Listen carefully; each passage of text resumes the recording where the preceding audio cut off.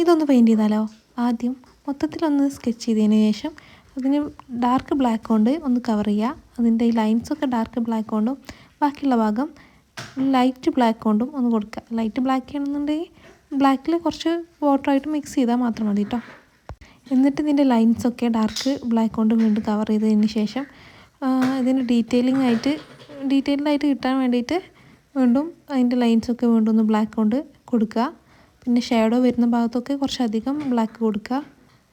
ഈ ഒരു പിക്ചർ കുറേ കാലം ഇൻസ്റ്റഗ്രാമിൽ ട്രെൻഡായിട്ട് കാണുന്ന ഒരു പെയിൻറ്റിംഗ് ആണ് കേട്ടോ. എത്രയോ പേര് ഇത് ട്രൈ ചെയ്തതായിട്ട് ഞാൻ വീഡിയോ കണ്ടിരുന്നു. അന്ന് മുതൽ ഇതൊന്ന് സേവ് ചെയ്ത് വെച്ചതായിരുന്നു ഒന്ന് ട്രൈ ചെയ്യാൻ വേണ്ടിയിട്ട്. അപ്പോൾ ഇന്ന് ഇത് ട്രൈ ചെയ്യാമെന്ന് വിചാരിച്ചു.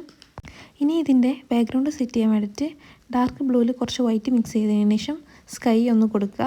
അതിനുശേഷം ഈ ഒരു പർവ്വതം പിന്നെ അതുപോലെ അതിൻ്റെ സൈഡൊക്കെ ഒന്ന് കവർ ചെയ്യാൻ വേണ്ടിയിട്ട് ഗ്രീനിൽ കുറച്ച് ബ്ലാക്ക് മിക്സ് ചെയ്തതിന് ശേഷം കൊടുത്തു.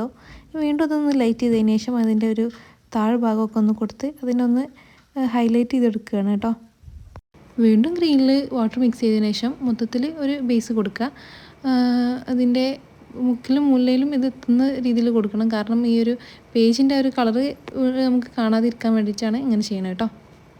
ഇനിയാണ് ഇതിൻ്റെ ബെസ്റ്റ് പാർട്ട് വരുന്നത്. ഇതിൻ്റെ ഫുള്ള് ഒന്ന് ഗ്രീനിലൊന്ന് ഡാർക്ക് ഗ്രീനിൽ പിന്നെ ഒന്ന് ലൈറ്റ് ഗ്രീനിൽ പിന്നെ ഒരു യെല്ലോ വെച്ചിട്ട് ഫുള്ളൊന്ന് ടാപ്പ് ചെയ്ത് കൊടുക്കുക. അപ്പോൾ ജസ്റ്റ് ഒരു ഗ്രാസിൻ്റെ ഒരു ടെക്സ്ചർ കിട്ടും.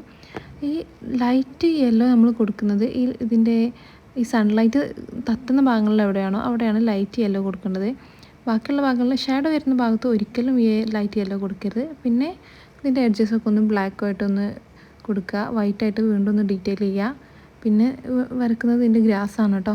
ഇവിടെയാണ് ഇനി നമ്മൾ കുറേ ഫ്ലവേഴ്സൊക്കെ വരക്കാൻ പോകുന്നത്. ആദ്യം ഒരു റെഡ് കൊണ്ട് കുറച്ച് ഫ്ലവേഴ്സ് വരക്കുന്നു.